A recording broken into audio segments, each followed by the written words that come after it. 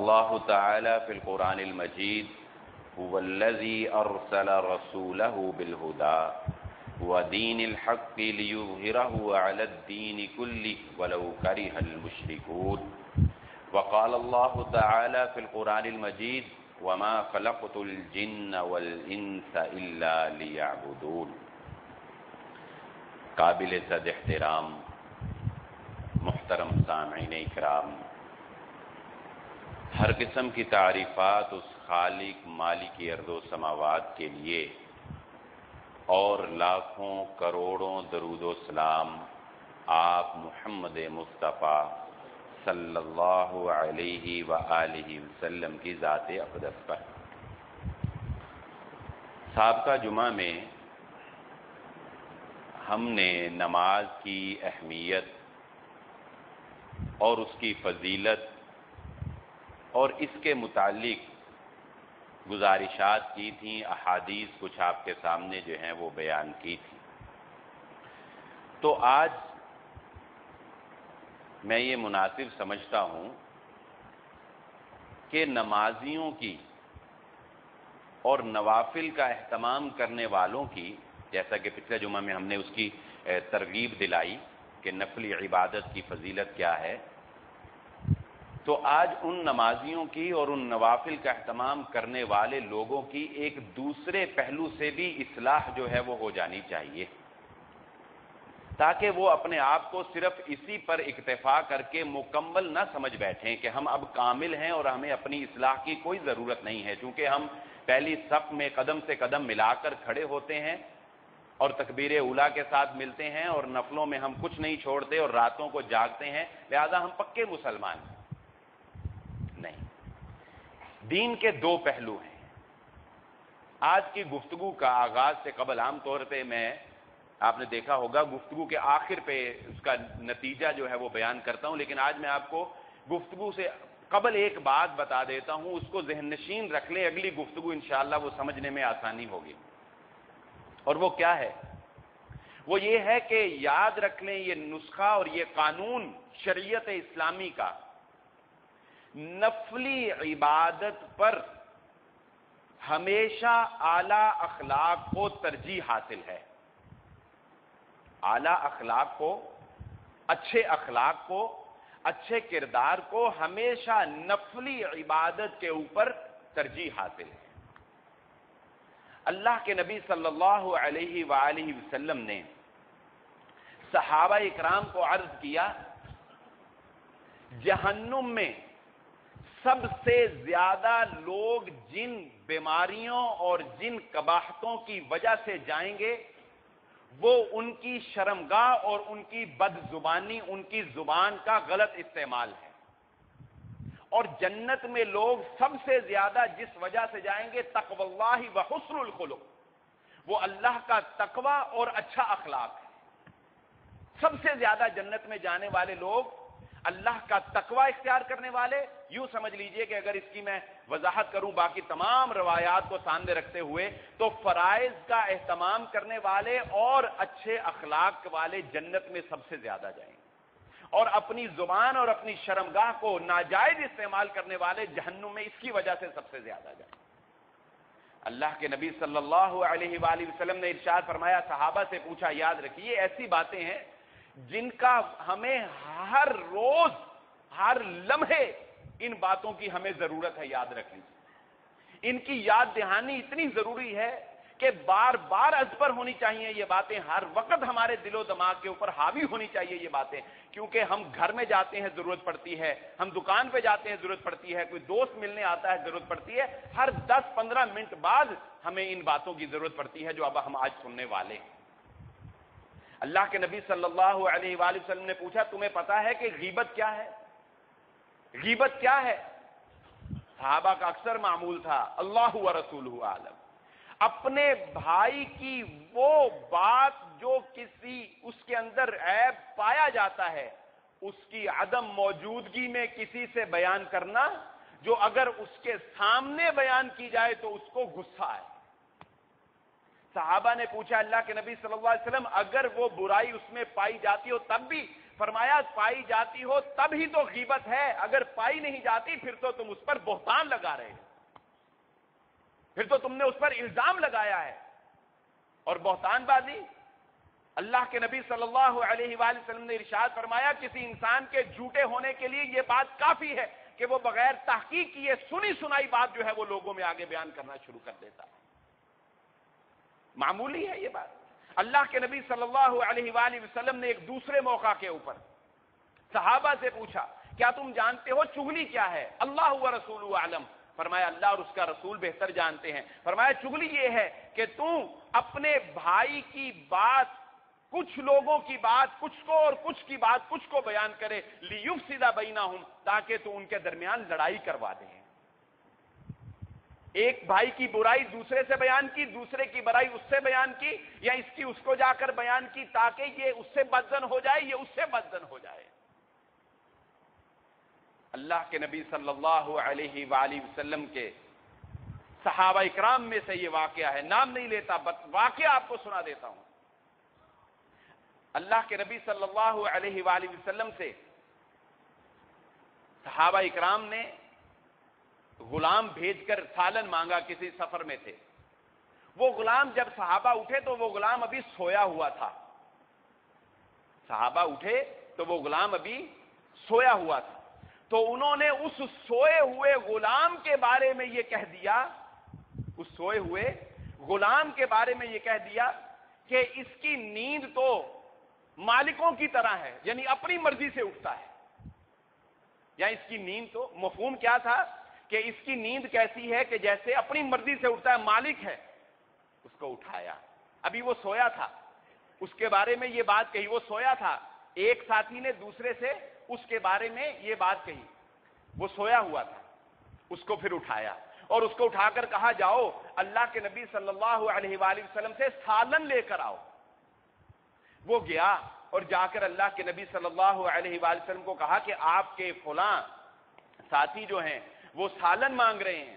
اللہ کے نبی صلی اللہ علیہ وسلم نے فرمایا ان سے جا کر کہہ دو تم نے کھانا کھا لیا، سالن کھا لیا ہے، تم نے سالن کھا لیا ہے۔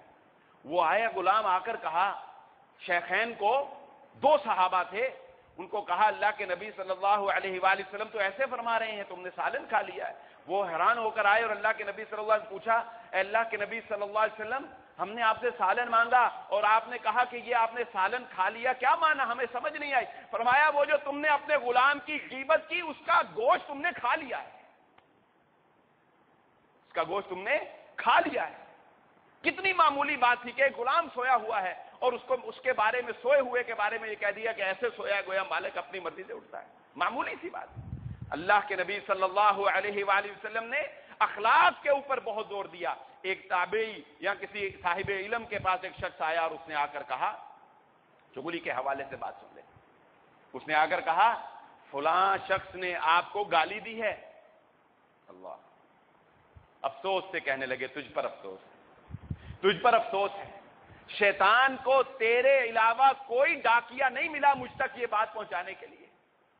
اور فرمایا کہ اس نے تو پتھر پھینکا تھا وہ مجھے نہیں لگا تھا، اس نے تو پتھر مارا تھا وہ مجھے نہیں لگا، مگر تو نے اٹھا کر مجھے مار ہی دیا ہے، تو نے اٹھا کر مجھے مار ہی دیا ہے کہ اس کی بات جو ہے وہ مجھ تک لا کر پہنچائی۔ اپنے گریبانوں میں جھانک کر دیکھیں، اپنے اندر جھانک کر دیکھیں تو انسان کو اندازہ ہوگا کہ وہ اخلاق کے کس معیار کے اوپر کھڑا ہے، اور ہمارے روزمرہ کی گفتگو اور ہماری مجلسوں کا حسن اور ہمارے گھروں کی زینت یہ چغلیاں اور غیبتیں نہیں تو اور کیا ہے۔ اللہ کے نبی صلی اللہ علیہ وآلہ وسلم نے کیا معیار ہونا چاہیے انسان کا لوگوں کے ساتھ، بہت پیارا قانون، بہت اچھا قانون اللہ کے نبی صلی اللہ علیہ وآلہ وسلم نے بیان فرما دیا۔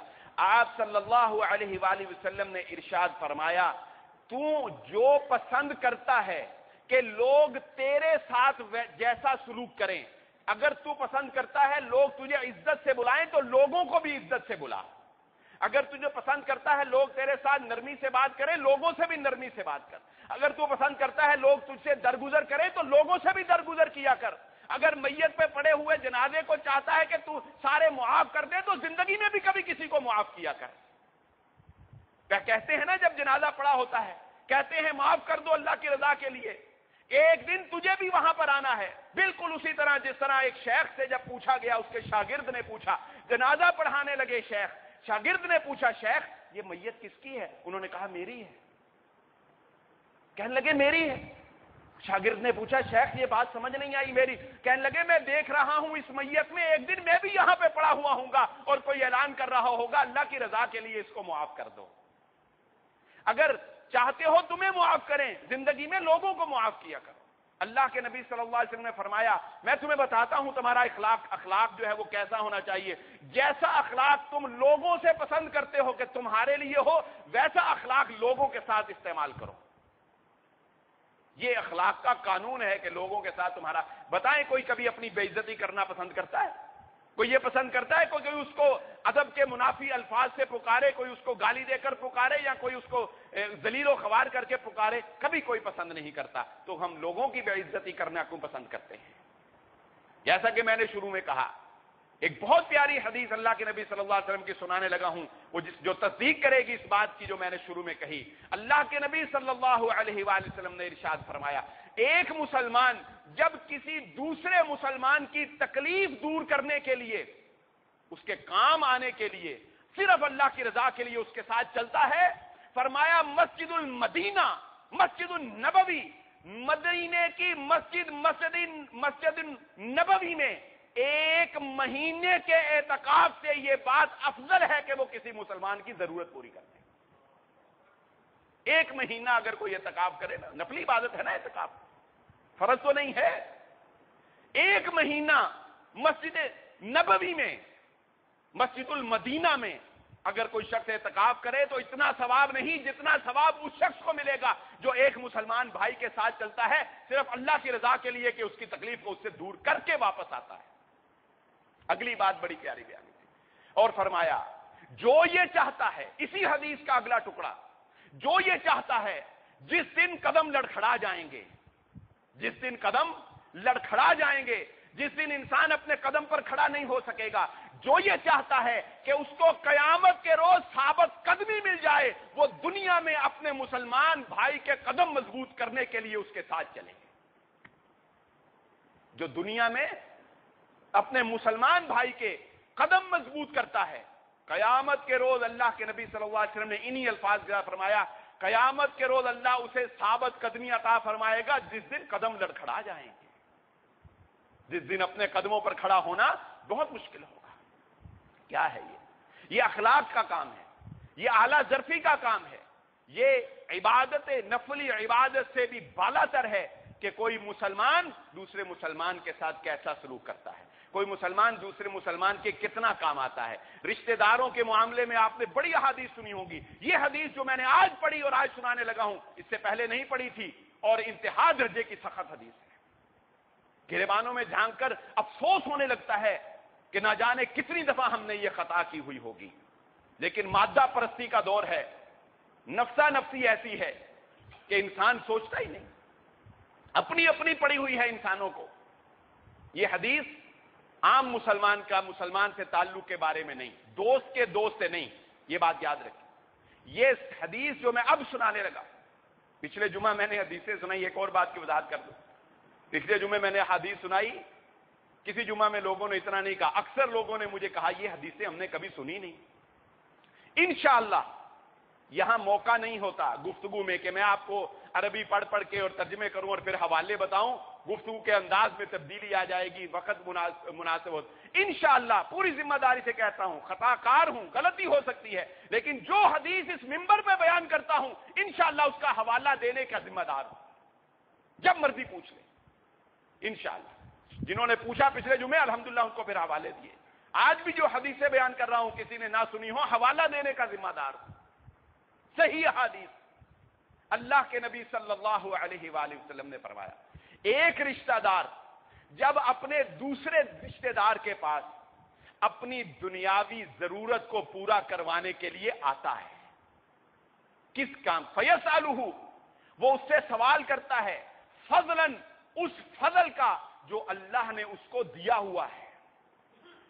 ایک رشتہ دار دوسرے کے پاس آیا، اس کو اس کی کسی ایسی چیز کی ضرورت ہے جو اس کے پاس موجود ہے، اضافی ہے، اس کی ضرورت میں نہیں، اس کی ضرورت سے اضافی ہے، اس کو دے سکتا ہے۔ وضاحت کر رہا ہوں، حدیث کی وضاحت، الفاظ یہ نہیں ہے دے سکتا ہے، الفاظ صرف اتنے ہیں۔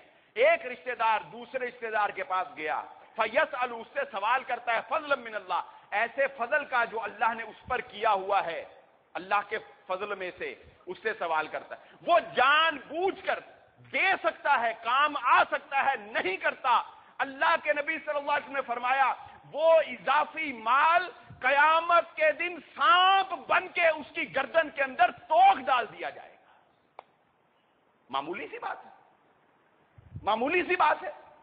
رشتہ دار کو جھٹلا جو ہے دھتکار دینا، چھوڑ دینا، تمہارے اس کی ضرورت پوری نہ کرنا، یہ یاد رکھ لیجئے یہ بات۔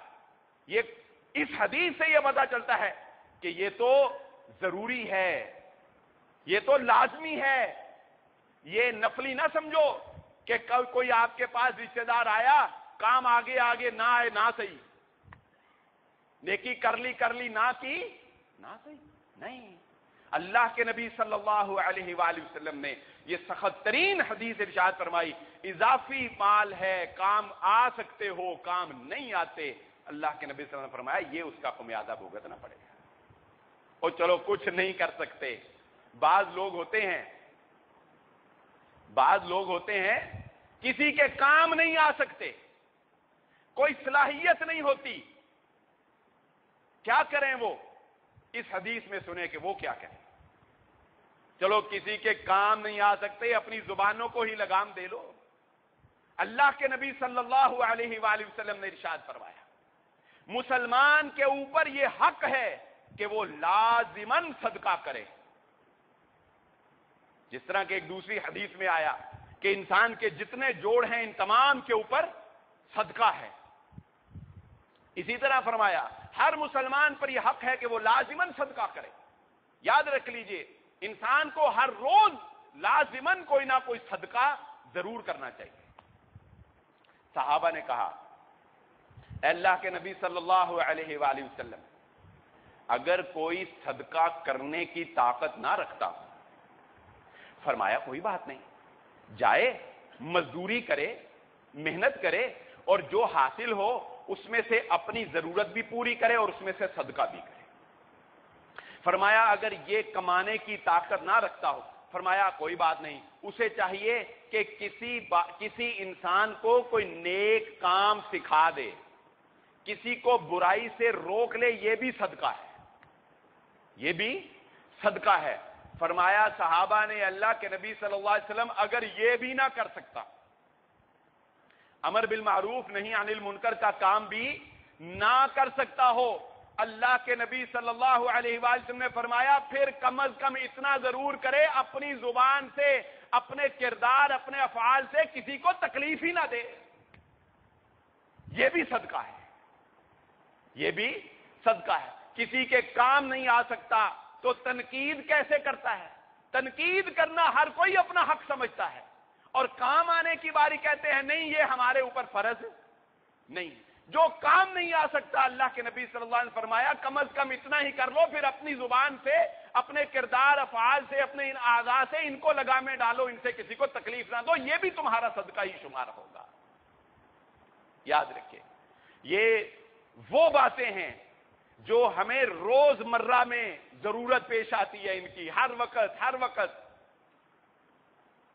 حسد ایک ایسی چیز ہے جو دل میں پیدا ہو جاتا ہے، حسد دل میں پیدا ہو جاتا ہے۔ نظر برحق ہے، نظر کیا ہے؟ برحق ہے۔ دم کرنا اللہ کے نبی صلی اللہ علیہ وآلہ وسلم سے صرف ثابت ہی نہیں بلکہ اللہ کے نبی صلی اللہ علیہ وسلم کی سنت ہے۔ اب جو بات بیان کرنے لگا ہوں یہ بھی اکثر پیش آتی ہے، اکثر لوگ اس کے بارے میں پوچھتے ہیں، اور اسپیشلی خواتین جو ہیں وہ اس بارے میں بڑی محتاط اور بڑی عجیب باتیں، کوئی مرچے ساڑو، کوئی اوپر سے وارو، کوئی فلاں کرو اور کوئی فلاں کرو۔ اسلام اس بارے میں ہمیں کیا کہتا ہے؟ پہلے آپ کو دو صحابہ کا واقعہ سناتا ہوں. واقعہ کیا ہے؟ حضرت عامر بن ربیعہ رضی اللہ تعالی عنہ اور حضرت سہل رضی اللہ تعالی عنہ،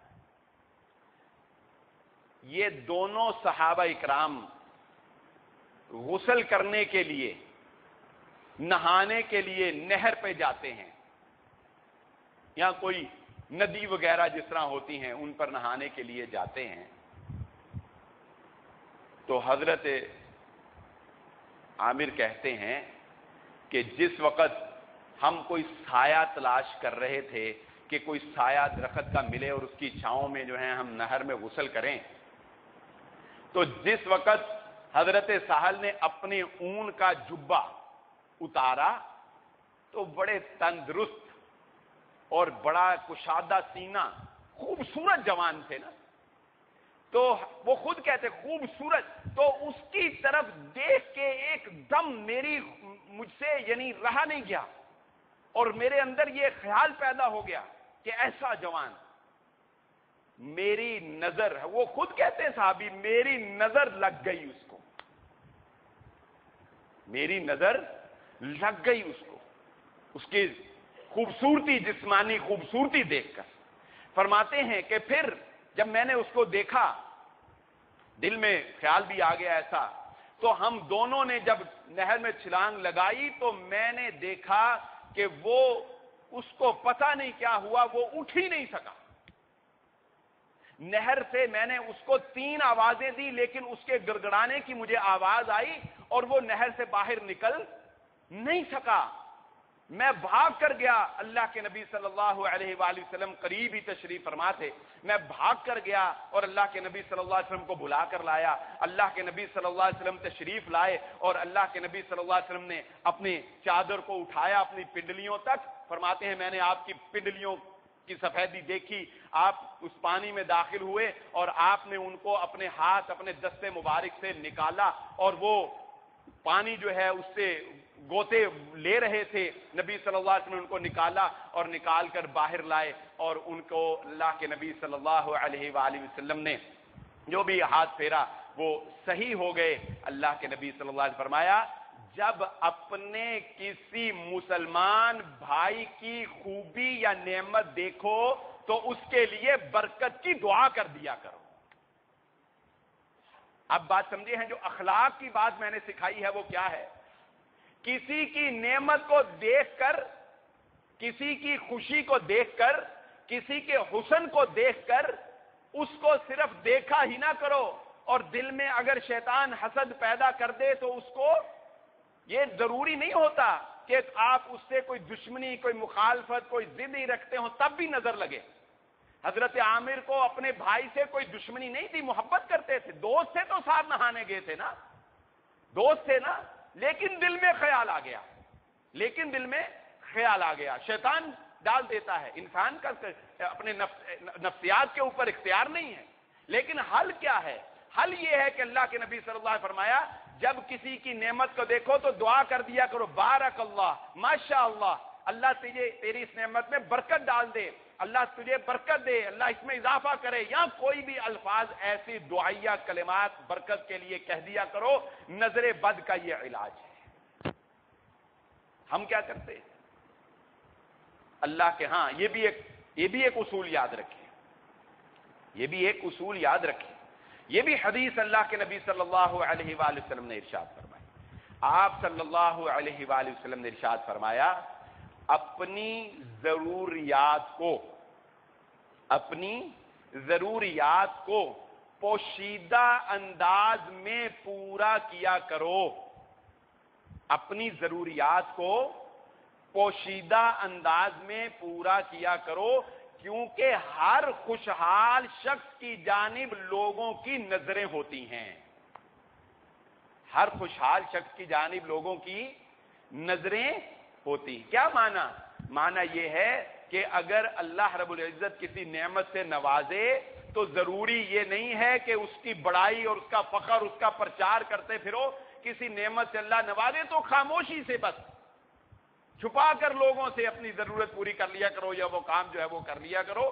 جس کو جتنا چھپایا جا سکتا ہو، کیونکہ ہر خوشحال کی طرف لوگوں کی نظریں ہوتی ہیں، تو کوئی نظر بد جو ہے وہ لگ نہ جائے۔ اللہ کے نبی صلی اللہ علیہ وآلہ وسلم نے اس لیے یہ عمل بھی بتایا ہے۔ یہ بھی اخلاق سے تعلق رکھتا ہے۔ حضرت معاذ رضی اللہ تعالی عنہ، سادے سے انسان، اللہ کے نبی صلی اللہ علیہ وآلہ وسلم نے فرمایا، معاذ کیا خیال ہے تمہیں ایک ایسی چیز کے بارے میں بتاتا ہوں جو تمام اعمال کی بنیاد، چوٹی کی چیز ہے، چوٹی کی چیز۔ حضرت معاذ رضی اللہ تعالیٰ عنہ کہنے لگے، کیوں نہیں ہے اللہ کے نبی صلی اللہ علیہ وسلم؟ آپ صلی اللہ علیہ وآلہ وسلم نے اپنی دونوں انگلیوں سے اپنی زبان کو پکڑ کر کہا ہے، معاذ اس کی حفاظت کر لینا۔ حیران ہو گئے، حیران ہو گئے۔ جس طرح ہم لوگ اس کو معمولی سمجھتے ہیں نا، جس طرح ہم اس کے استعمال کو معمولی سمجھتے ہیں، اس طرح وہ بھی سادہ سے بندے کہنے لگے، اے اللہ کے نبی صلی اللہ علیہ وآلہ وسلم، کیا اس زبان کی وجہ سے بھی کوئی جہنم میں جائے گا؟ اللہ کے نبی صلی اللہ علیہ وسلم نے فرمایا، معاذ اکثر لوگوں کو ان کی پیشانی سے پکڑ کر جہنم میں اس زبان کی وجہ سے داخل کیا جائے۔ وہ مجلس، جس مجلس میں اللہ کا ذکر نہ ہو، وہ محفل، جس محفل میں اللہ کے نبی صلی اللہ علیہ وآلہ وسلم پر درود نہ پڑھا جاتا ہو، قیامت کے دن انسان کے لیے باعث حسرت ہوگی کہ میں نے کیوں اس محفل کو اختیار کیا۔ والذین هم عن اللغو معرضون، ایمان والوں کی اوصاف حمیدہ میں سے ایک وصف یہ بھی ہے کہ وہ ایسے لوگوں کی مجلس ہی اختیار نہیں کرتے جن میں فضول باتیں ہو رہی ہوتی ہیں، جن میں فضولیات بیان کی جا رہی ہوتی ہیں، وہ ایسے لوگوں کی مجلسوں میں ہی بیٹھا نہیں کرتے، کیونکہ یہ مجلسیں ہی اس کے لیے قیامت کے روز باعث حسرت، باعث ندامت بن جائیں گی کہ میں ایسی مجلسوں میں کیوں بیٹھا۔ اللہ کے نبی صلی اللہ علیہ وآلہ وسلم نے اس کی بہت پیاری مثال بیان کی۔ اپنی مجلس کو اچھا کرے، اخلاق اچھا ہو جائے گا۔ ایسے لوگوں میں کیوں بیٹھتے ہیں جو فحش گو ہیں، جو لڑاکے ہیں، جو گالیاں دیتے ہیں، جو بات بات پر بد کلامی کرتے ہیں؟ کیوں بیٹھتے ہیں ان کی مجلسوں میں آپ؟ کیوں ہیں آپ کے وہ دوست؟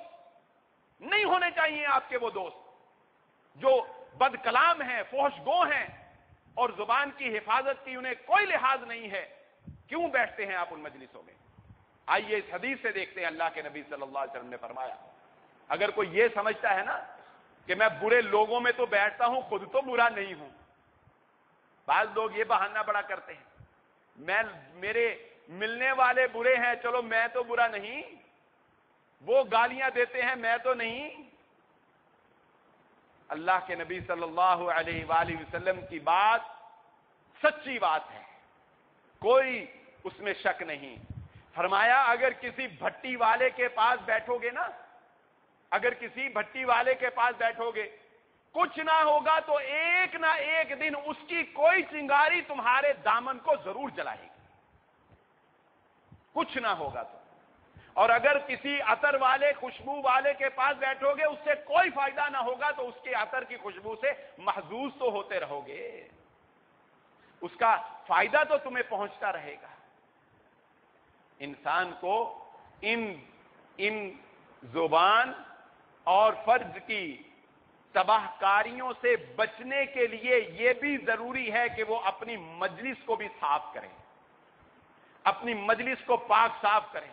کوئی اس سے آ کر اگر کسی کی غیبت بیان کرے تو اللہ کے نبی صلی اللہ علیہ وآلہ وسلم کا یہ اصول یاد رکھو۔ جب ایک شخص نے آ کر اللہ کے نبی صلی اللہ علیہ وآلہ وسلم کو فرمایا، اے اللہ کے نبی صلی اللہ علیہ وسلم، آپ کا فلاں صحابی، آپ نے فرمایا چپ، آپ کا فرمایا چپ، کیوں؟ کہا میں یہ نہیں چاہتا کہ جب میں تمہارے درمیان آؤں تو کسی کے بارے میں میرے دل میں کوئی بدگمانی پیدا ہو جائے۔ آ کے بتاؤ گے فلاں یہ، فلاں ایسے، فلاں ویسے، پتہ ہی نہیں۔ اخلاق کے اصولوں میں سے ایک اصول ہے ولا تجسسوا، تمہیں کوئی ضرورت نہیں ہے کہ جاسوسیاں کرتے پھرو، بغیر کسی مقصد کے کان لگا کے لوگوں کی باتیں سنو، یا گھروں میں جھانک کر دیکھو، یا فلانے کی عیب کو تلاش کرنے کی کوشش کرو، فلانا کیا کرتا ہے، فلانا کیا کرتا ہے، فلانا میرے بارے میں کیا کہتا ہے، اس کے بارے میں کیا کہتا ہے۔ لا علمی، اس معاملے میں لا علمی بھی ایک نعمت ہے، اس بارے میں لا علمی بھی ایک نعمت ہے۔ پتہ چلے گا تو دل ہی دکھے گا، بتائیں کچھ کر سکتے ہیں؟ کچھ کریں گے تو مزید فساد برپا ہوگا۔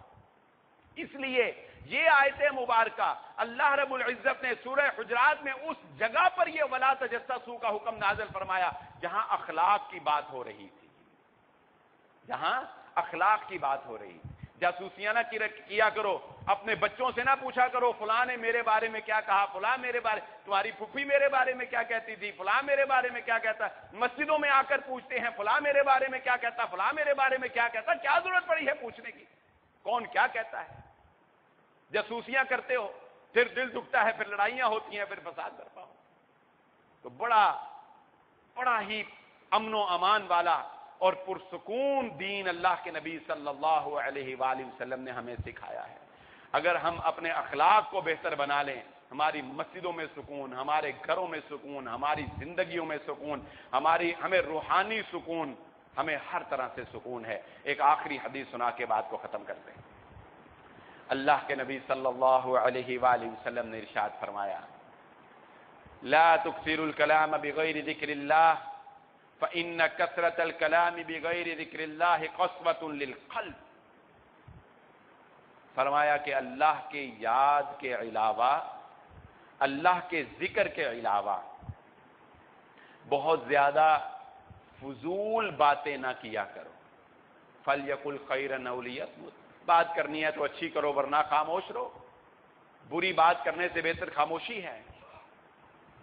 فرمایا کیا ہوتا ہے، کیا ہوتا ہے؟ انسان بہت سے ایسے افعال ہیں جن کی قباحتوں کا اندازہ نہیں کر سکتا، معمولی سمجھتا ہے۔ یہ جو آپ معاشرے میں جا کر دیکھتے ہیں نا، لوگوں پر باتیں اثر نہیں کرتی، سنتے ہیں، تکلیفیں آتی ہیں، دکھ آتے ہیں، پریشانیاں آتی ہیں، اثر ہی نہیں ہوتا۔ دکھ آتا ہے، کچھ دیر دکھی رہتے ہیں، یہ نہیں دیکھتے ہمارے عمل کیا ہے، پھر ویسے ہی کرتے۔ کیوں ہوتا ہے؟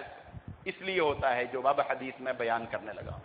اللہ کے نبی صلی اللہ علیہ وسلم نے فرمایا جب انسان فضولیات میں لگ جاتا ہے تو اس کا دل سخت ہو جاتا ہے، دل پر بات اثر نہیں کرتی، دل پر پھر کوئی بھی تقریر، کوئی بھی آیت، کوئی بھی حدیث اثر نہیں کرتی، اور اس کا نتیجہ یہ ہوتا ہے کہ اللہ کے نبی صلی اللہ علیہ وآلہ وسلم نے فرمایا وہ شخص تمام لوگوں میں اللہ سے سب سے زیادہ دور ہو جاتا ہے جس کا دل سخت ہو جاتا ہے۔ اللہ رب العزت سے دعا ہے اللہ مجھے اور آپ کو جو کہا اور جو سنا سمجھنے کی اور عمل کرنے کی توفیق عطا فرمائے۔ وما علیہ